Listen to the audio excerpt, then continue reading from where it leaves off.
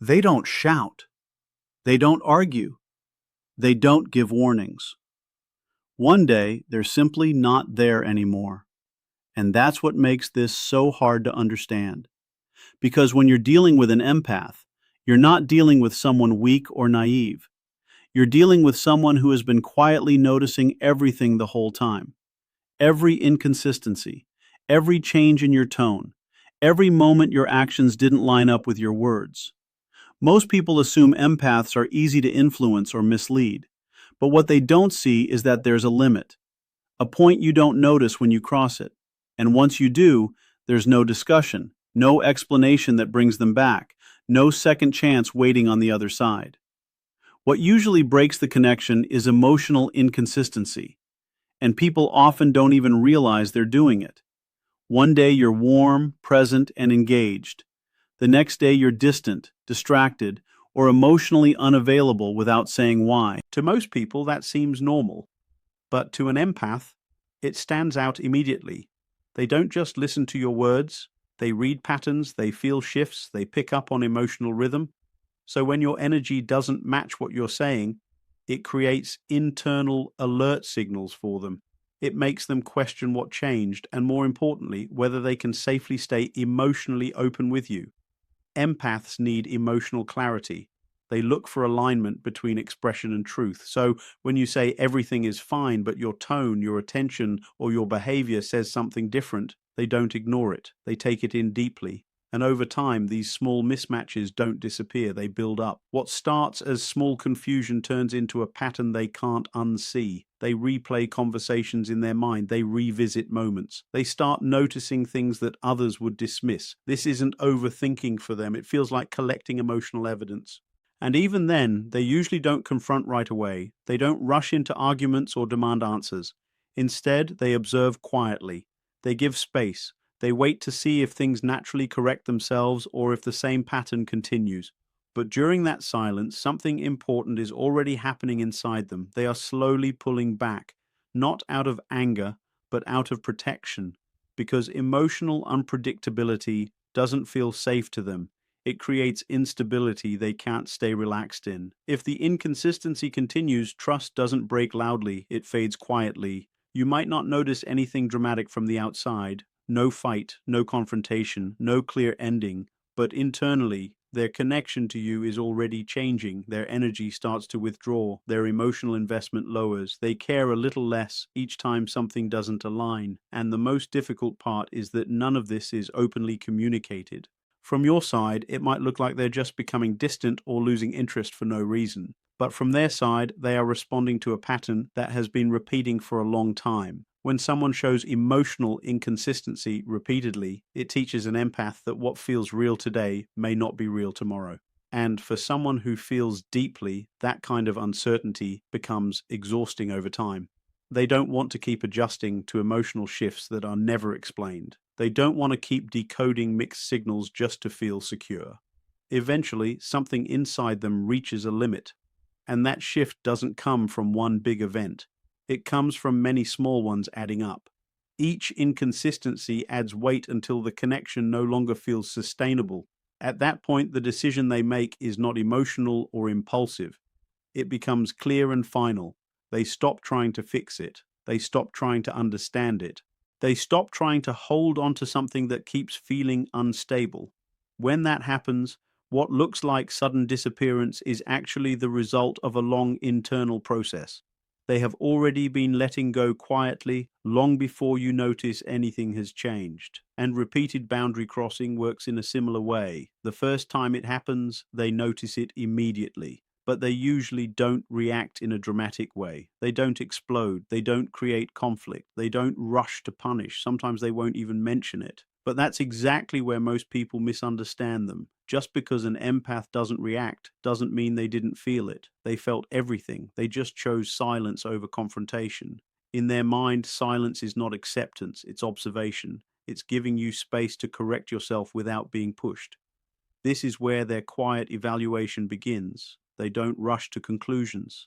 They watch what you do next. Because for them, actions after a boundary matter more than the mistake itself. If your behavior naturally shifts into something more respectful, trust can hold steady again. But if the same line gets crossed again, the meaning of it changes completely. The second time doesn't feel like confusion anymore. It feels like confirmation. It tells them that the first moment wasn't an accident. It starts to form a pattern in their mind, and patterns are what they pay attention to most. Empaths don't judge based on one isolated moment. They judge based on repetition, based on consistency. So once a pattern starts forming, they begin adjusting themselves quietly, not in a dramatic way, not in a way you would immediately notice, but subtly. They start creating emotional distance. They may share less, open up less, or become more reserved in how they engage with you. It's not punishment, it's protection. If the behavior continues, something deeper shifts. The empath begins to feel a quiet form of disrespect, not loudly, not emotionally explosive, but internally clear. A recognition that their emotional comfort, their limits, and their effort are not being considered, and for someone who naturally gives more than they take. That realization hits harder than it might for others. Because when an empath finally sets a boundary, it usually comes after they've already been patient far beyond their comfort. So when that boundary is crossed again, it doesn't just feel like a mistake, it feels like their patience is being taken for granted. What makes this difficult to notice from the outside is how controlled they stay. There's no obvious reaction, no arguments, no emotional breakdown. Instead, there is a slow withdrawal of energy. They stop overextending themselves. They stop adjusting everything for the other person. They stop giving emotional access at the same level they used to. And because this change is gradual, most people don't realize what's happening until the connection feels completely different. The warmth that once existed starts to fade. The emotional closeness becomes neutral. Something feels missing, but nothing has been openly said. By this point, the empath is no longer trying to fix anything. They've moved into observation from a distance. Internally, they are already preparing themselves for separation, even if nothing has been announced. They've collected enough moments, enough patterns, enough proof in their own mind that the same cycle keeps repeating, and at that stage their decision is no longer emotional. It becomes logical and self-protective. Each ignored boundary reinforces the same conclusion. This connection is not stable for them emotionally, and when that realization settles in fully, their behavior becomes even more distant and far less reversible.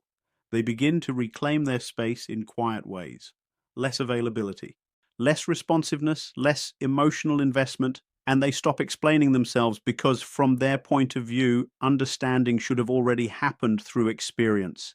They've already shown what matters to them. They've already made the limits clear through their behavior. Repeating it again and again only drains them further. What confuses many people is that none of this comes with a final warning.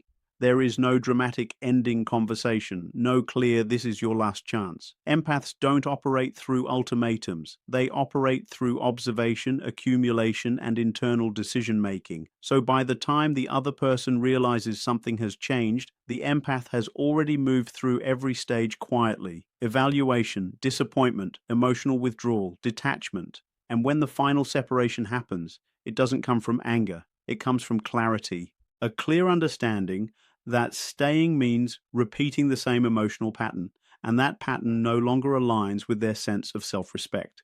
So they leave not as a reaction, but as a decision they've already arrived at long before anything is said out loud. And one of the earliest things that creates this distance is a lack of authenticity.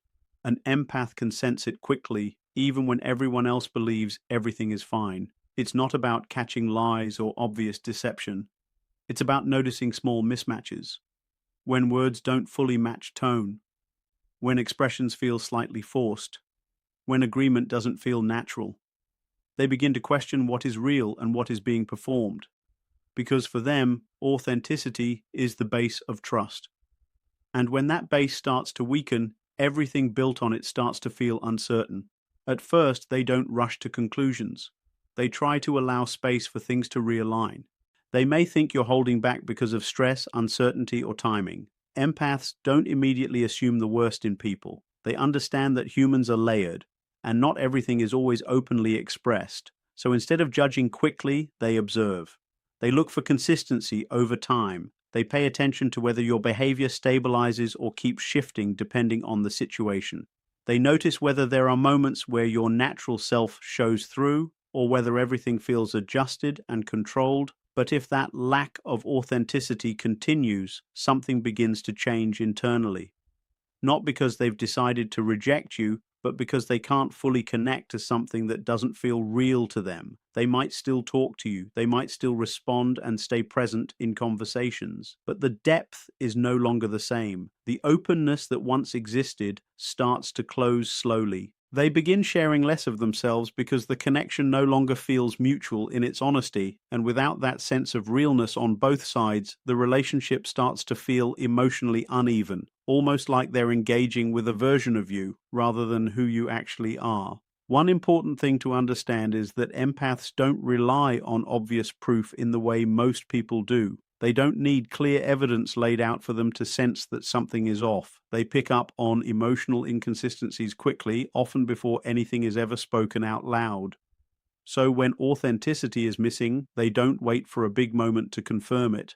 The absence itself becomes the signal, and once they register that, it starts to shape how they respond.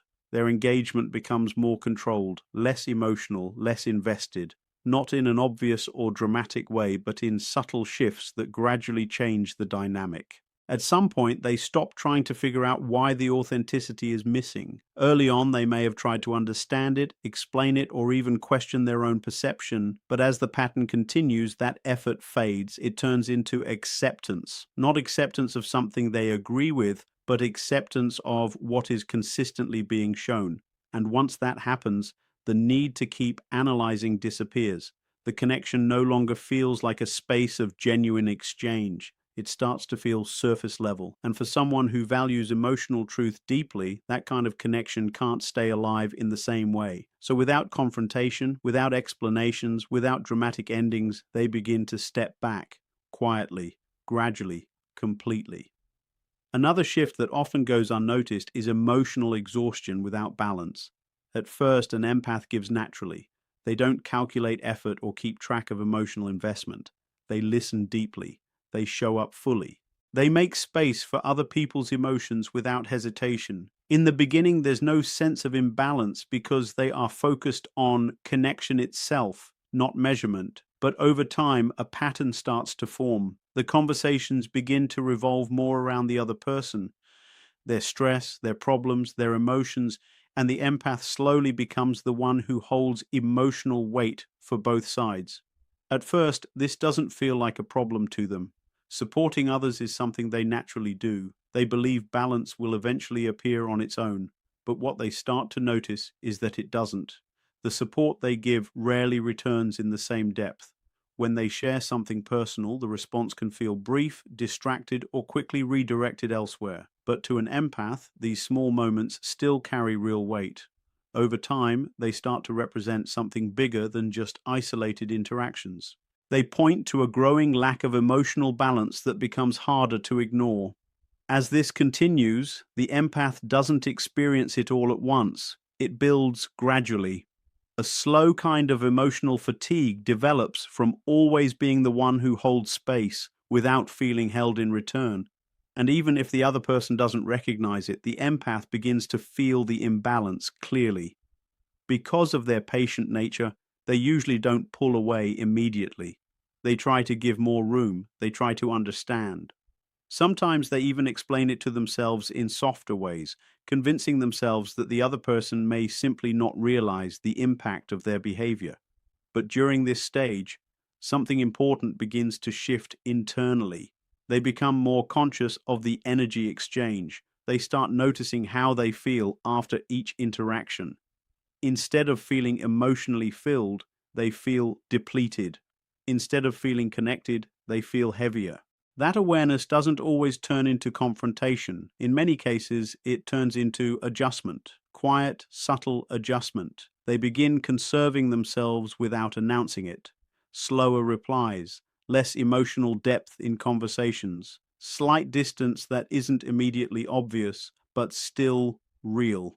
And if the lack of reciprocity continues, the emotional bond starts to weaken naturally. not because they stop caring completely, but because they can't keep investing at the same level into something that isn't emotionally balanced. They slowly step out of the role they were filling, the always available listener, the emotional anchor, the one who absorbs everything. That role stops feeling natural to them, and once they disengage from it, the dynamic changes completely. From the outside, this can be confusing. The person who was once fully present now feels harder to reach. Conversations feel shorter. The emotional warmth is less visible. But what's actually happening is not randomness, it's self-rebalancing. They are no longer overextending themselves to maintain one-sided energy. At a certain point, they also stop holding on to the expectation that things will naturally fix themselves. Early on, there may have been hope that awareness would grow, that effort would become mutual, that the connection would stabilize. But repeated patterns slowly replace that hope with clarity, and once clarity sets in, their actions become more deliberate. They don't withdraw emotionally in sudden bursts. They do it in controlled steps, less availability, less emotional access, less personal investment. Over time, this creates space between them and the other person, even if nothing is openly said. That space doesn't appear loudly. It grows quietly until the connection no longer feels the same as it once did. Another thing that influences this shift is how quickly empaths pick up on manipulation. Not because they are searching for it, but because they are highly sensitive to emotional intention. They don't just process words, they register tone, timing, emotional pressure, and underlying intent all at once. So when someone uses guilt, pressure, or emotional leverage to influence them, it rarely lands cleanly. At first, these patterns might be subtle enough that they don't trigger immediate withdrawal. The empath may not even label it as manipulation right away. Instead, they just feel that something is slightly off. The emotional intention doesn't match the surface message, and when that mismatch appears, they don't immediately react. They observe. They give space for context. They consider whether it comes from insecurity, emotional confusion, or lack of awareness. But over time, patterns reveal themselves, and when the same emotional strategies repeat, the empath begins to recognize what is actually happening beneath the surface. They don't get pulled into the emotional current that the manipulation is trying to create. Instead, they stay grounded, more neutral, harder to influence in the same way as before. Their responses begin to change, shorter, less reactive, less emotionally invested, not because they've stopped caring, but because they've stopped participating in a dynamic that feels guided or controlled. This is often where confusion starts for the other person. The same emotional tactics that may have worked in the past no longer produce the same response. The empath doesn't rush to fix things, doesn't over-reassure, and doesn't respond with urgency anymore. And because there's no dramatic confrontation, it can feel sudden from the outside. But internally, this isn't sudden at all. It's a gradual withdrawal of emotional involvement. As the pattern continues, their internal certainty becomes stronger. They stop second guessing themselves or wondering if they're overthinking things. The repeated behavior has created enough clarity that doubt no longer holds much influence. With that clarity, boundaries become firmer, not necessarily spoken out loud, but clearly present in how they behave. They begin limiting emotional access in quiet ways. They share less personal information, especially things that could be used to trigger emotional responses or influence them later. They also become more selective in what they respond to. Anything that feels like emotional pressure or subtle manipulation gets less engagement. Their presence becomes more intentional and less available to dynamics that rely on emotional leverage. At a certain stage, they also stop trying to interpret every motive behind the behavior. Early on, they may have tried to understand it, to find the emotional reason behind it, to make sense of why it was happening. But over time, that focus fades. It gets replaced with something simpler: self-protection. Instead of decoding the other person, they start focusing on maintaining their own emotional stability. From the outside, this can look like distance or disinterest. But internally, it's a deliberate choice to step out of a pattern that no longer feels honest or balanced. And once that choice is made, it becomes increasingly difficult to reverse. Because for an empath, trust isn't built only on words. It's built on intention, consistency, and emotional integrity. When that starts to feel compromised, the connection slowly loses its foundation. By the time things reach the end, it rarely happens in a single emotional moment. It doesn't come as anger or reaction. It comes after a long internal process that isn't visible to the other person. They've already gone through observation, patience, adjustment, and repeated reassessment. They've seen the pattern enough times to understand what it is, not what they hoped it might become. And that's why, from the outside, it often feels sudden. But in reality, it's the final stage of something they've been processing for a long time. In the beginning, they rarely think in terms of cutting someone off completely. That idea feels extreme to them because they naturally try to preserve connection. Even when something feels off, they tend to look for ways to adapt instead of immediately disconnecting. They adjust expectations. They reduce emotional investment.